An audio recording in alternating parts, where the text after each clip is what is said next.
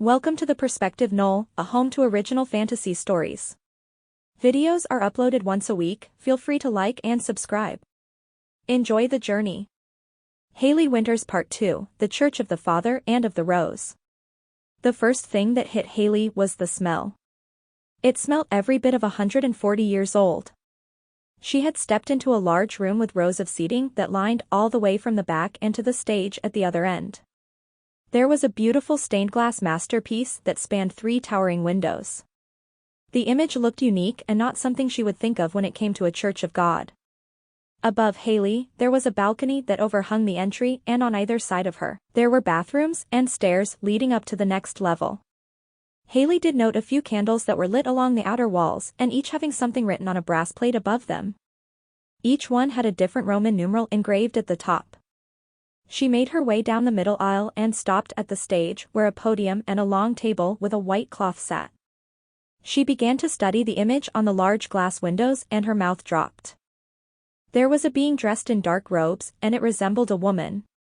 She wore a crown of sorts on her head that fanned out like daggers up towards the sky. It also dropped down with a single piece that covered her face and stopped just above her mouth.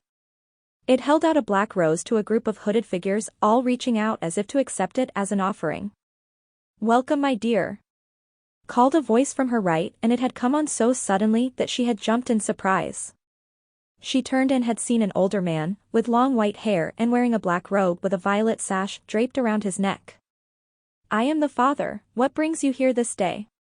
If you're here for Mass, the next one will not start until nearly sundown." "No, I'm not here for that," Hayley quickly stated. She had then showed him the rose. "I was wondering if you could explain this further?" The man gently took the rose from her and studied it. He looked over the stem and slowly waved his hand over it. He smiled and handed it back to Hayley. "This rose was recently in possession of Melissa. She is one of our older members here." "Wait. You can simply wave your hand over an object and know who touched it?" Hayley was in disbelief as she placed the rose back in her purse. The father laughed and then did not comment on the question one way or another. "This was a gift. She had felt that you of all people needed a guiding hand. Do you know what this place is?" Hayley looked around and shrugged. "I'm going to say a church, but clearly wrong, otherwise you would have not asked me. Am I right?" The father had laughed once more. "You're not wrong. No, you are not. This is a church, but maybe it is not in the way that you have been brought up to believe. You see, most churches outside our tiny community are under the impression that one God rules the earth and therefore has made everything outside of the earth. This couldn't be further from the truth." The father had walked up the 2 steps and onto the stage and reached for a book at the podium and then gestured for Hayley to come forward. "This book is not found anywhere else on earth. This is the true guiding hand to the cosmos and our salvation." Hayley had stepped forward and began reading a line from the open book. "The guiding hand that holds us all within is death herself," said the words of Zoltan to the rest of his sheep. "She is ever present and always hating the job granted to her by the Creator. It is a miserable task to claim the souls of the living. She had not asked for it. Yet, as I have stated, she guides us to our destination that ultimately leads us to her.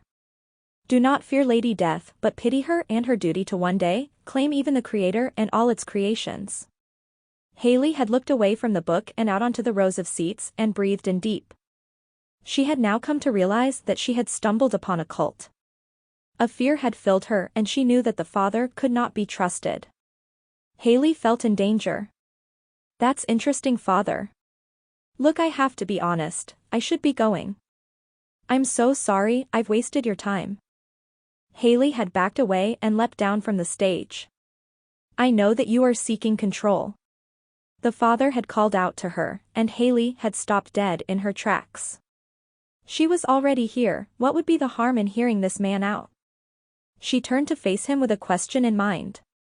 "If that was true, then what sort of control do you offer?" The father clasped his hands in front of him. "It is true. It is true for every holy place ever built. The sheep flock to guidance in an uncertain time in their lives. Let me tell you a story. Something about myself and how I came to become the father. The man had then sat upon the top step of the stage and removed his glasses. I was a priest once in a Catholic church. Going through the motions and preaching the gospel of the Lord and all that. I was sent here to this very building many years ago. The father before me had shown me what really needs to be taught in all churches throughout the world. God is God, of course, but he or she or whatever have you, did not make the universe. If you want to know why we are here, then the one to ask is the one known as the Creator. Hayley felt like her brain had locked up. Wait, God and the Creator should be the same? God created the earth and according to the Bible made everything that once was and what will be. Always the same response when it comes to narrow-minded sheep. The father had lightly shook his head and his disappointment was apparent. Stop quoting the Bible. So, what do you call that book up there? Hayley wasn't about to let this man shit on her beliefs. That is garbage. Talking about Lady Death and to pity her and some crap about the Creator? What are you really selling? My dear. If you let me finish my tale about my first visit here. Then all that you have known throughout your life will shift. The father cleared his throat and placed his glasses back on his face. The man before me showed me one of the roses that you hold in your possession now. He says that these do not grow anywhere else on earth. Reason for that is the seeds are not from earth. The father paused so that Hayley was able to keep up. The seeds are from another world called Lufarain. This place is filled with all sorts of magic and gods of different kinds. I admit, I was like you. I did not want to believe the nonsense coming out of the man's mouth. I needed proof. So, he takes me down into the crypt and there is an oil painting of a mansion. I witnessed the man touch the painting and disappear into it. I followed suit and what I had found in Lufarain was real magic. Hayley was sure about one thing at that moment. She was feeling a shift in her thoughts, that moral compass was now spinning wildly in her mind. She wanted to say something to him, but she couldn't focus on a specific question. She looked up at the stained glass and asked, "You said there was magic in this other world? I'll show you." The father had stood up and took in a deep breath. He then held his left arm up and nearly yelled the word shield. A second later a black smoke had draped over his arm, and it quickly molded itself into a large shield. There were metal spikes that were along the edges and all of which were facing outward. Black smoke was still pouring out of the shield and falling to the ground. This is a shield to protect from both material weapons and magic. Of course, it is not foolproof. A conjured item is only as powerful as the necromancer that wields it. The father had relaxed his posture and the shield, along with the smoke, had faded away.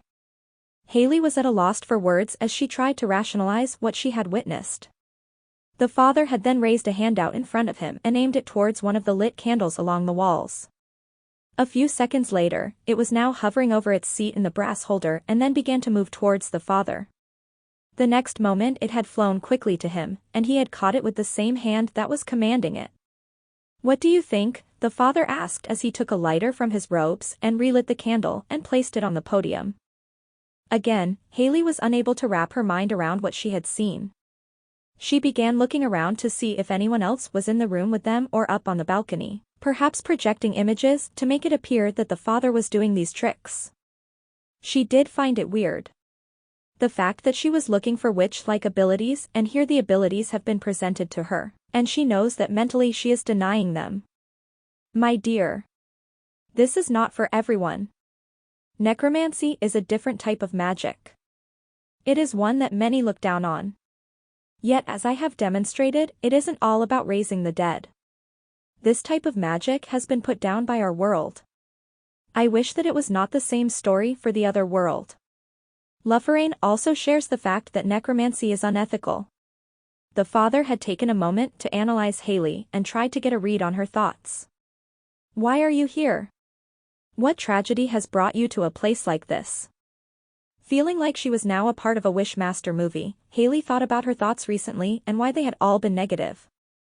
It was Doug, but she couldn't place why she was focusing all of her energy to get back at someone. Yet again, the thought of not being in control of her own self gave her the answer to his question. I don't want to be taken advantage of. I don't like it when people look at me and that they can sense a pushover. Someone who will take all their crap and never try to get even. But I need a change. I need to change my mindset and outlook on what is fair in the world and call out the BS.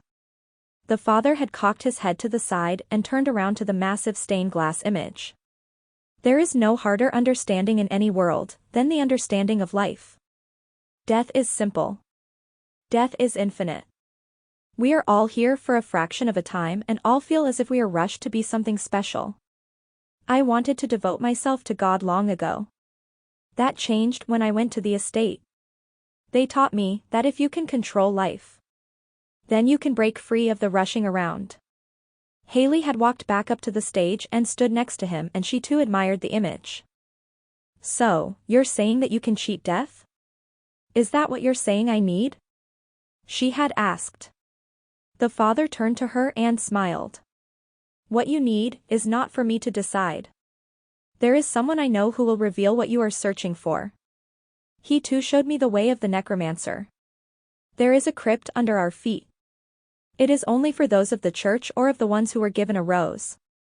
That rose is yours to offer. Use it as your ticket into Lufferane. Wait. Hayley had stopped the man and took a few steps back and begun pacing the floor as she had now understood what he was telling her. Lufferane, you said, is another world? It might be hard for those people at NASA to wrap their minds around world travel or dimensional travel. However, you want to put it.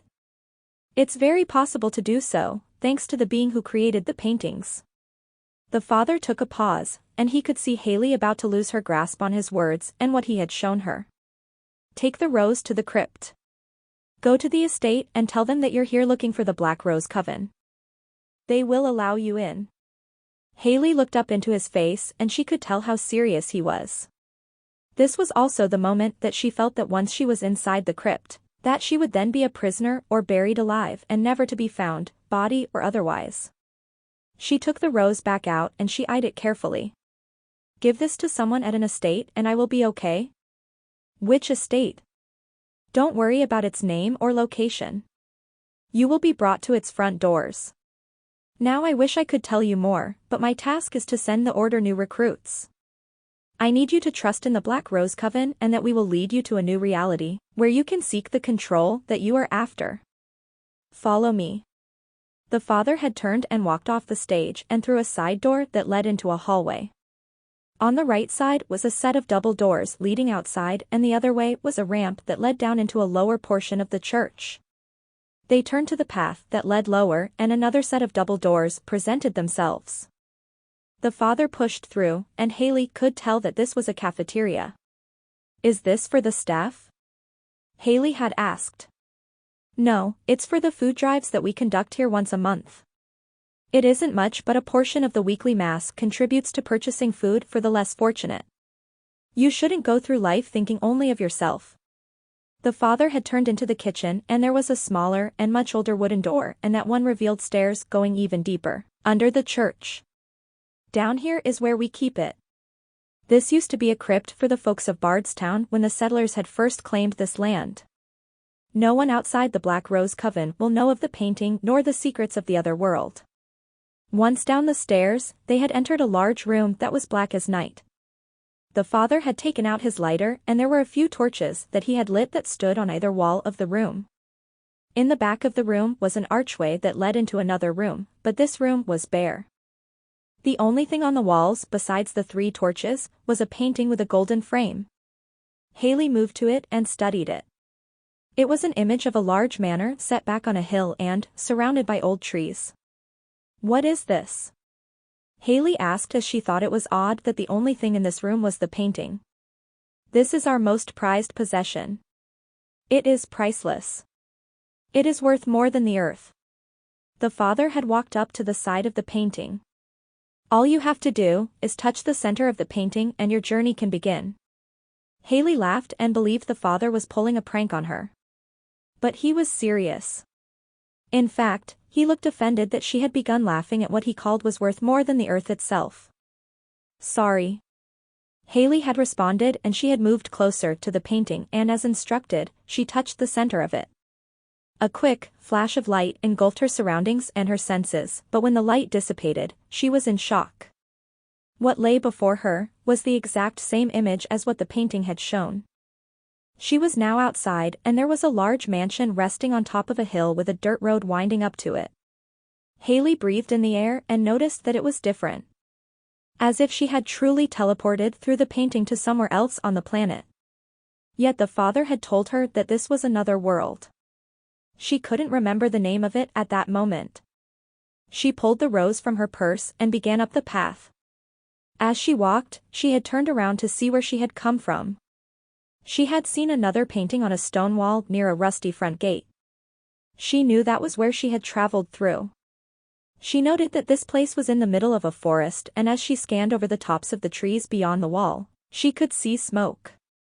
As if someone was out there with a fire or another house with smoke coming out of the chimney. The clouds had begun spitting out drops of rain and Hayley had quickened her pace up the hill. By the time she had reached the steps leading to the front doors, she was soaked from head to toe. Hayley reached the doors and began banging on them and pleading for someone to allow her shelter from the downpour. It felt like minutes that she was standing out there waiting for a response, but in truth it was less than 10 seconds before the door had creaked open. A short balding man had answered, and he beckoned her to enter the home. She did so without question and graciously thanked him for his kindness.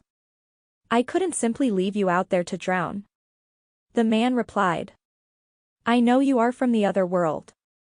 The gate is closed after all, so I thought to myself, who else would it be? My name is Russadon. I bid you welcome to Reen Estates." Russadon had quickly ran over to a cabinet on a nearby wall and pulled out a towel. He handed it to her and smiled. To Hayley, Russadon appeared to be a very friendly and accommodating butler. Even though she was a stranger, she had never felt so inviting to a foreign place. "My name is Hayley Winters. Thank you for your help." The rain had come on so suddenly. Hayley was rubbing the towel over her hair and had noticed that she was standing in a puddle of water that had been dripping off of her, and that is when she realized that the tile was jet black and reflected the ceiling. She looked up at an image that spanned the entire entryway. It was of a child, standing on what appeared to be the same driveway that Hayley had just walked up. There were 2 other people further down the road and were walking away from him. "That is amazing.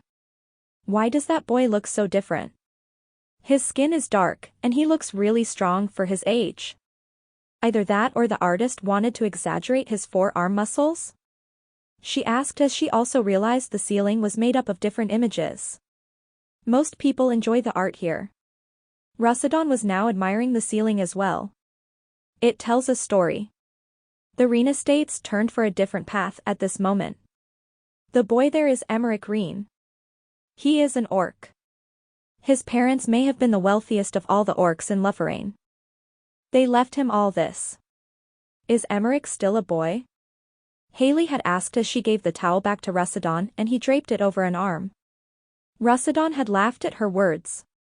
"No, Miss Winters, this piece was completed ages ago. As we move along the manor, the story continues. Now I must ask you to follow me." Russadon held an arm out for Hayley to grab, and feeling slightly awkward, she took it and he slowly led her around the massive structure. The next room had a large hearth and a cozy fire rolling within it. The furniture looked very comfy, a tan-colored leather with dark-stained wood accents. There was a large coffee table in front of the fireplace and there was a chess set ready to be played. Hayley found it familiar and she did have an urge to play a game.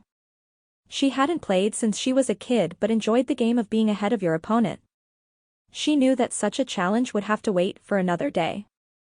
Russadon had led her down a hallway with plenty of double doors that no doubt led into large open rooms. Hayley noticed that there were numbers over each door. "What's with the numbers over the doors?" she had asked. "There are many rooms in Reen Manor. It's hard to keep track of guests. We have 4 floors and at least a dozen rooms on each one." So, Emmerich came up with a way to keep track of the guest and possible repairs that are needed. Believe me when I say, repairs here are frequent.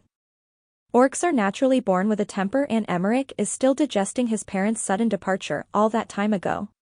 By the way, if you happen to hear a wild thrashing about the manor, it's best to let it be. The pair had come across a wide staircase that slowly turned up into the next floor. There were portraits of people that all wore a black robe and a large black rose in the background. She had seen a very short man, and she read the inscription, Tanner Sash. Gnome of Lunenor. Black Rose Coven. Rank, second in command of the Lunenor division. They had made it to the top of the stairs, and Hayley had a question. So, this Emmerich guy, he's not really an orc, right? I mean, they are supposed to be only in fairy tales and are a make-believe race, right?